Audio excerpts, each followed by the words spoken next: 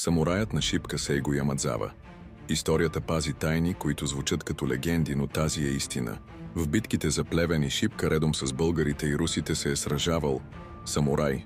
Името му е Сейго Ямадзава, роден далеч в Кагосима, Япония. Син на самурай, възпитан в кодекса Бушидо, чест, вярност и безстрашие.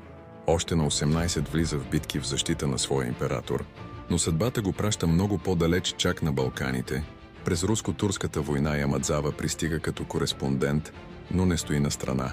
Хваща сабя, командва взвод от 100 войници и влиза в огъня при Плевен. Без да знае езика, само с жестове, войниците го следват, побеждават. За храбростта си получава ордена Свети Владимир. Но по-важното, оставя име, което звучи и днес. Японският самурай, който воюва за свободата на България. И тук последвай ме и се абонирай, защото тази история е само една от забравените легенди, които чакаха да бъдат разказани.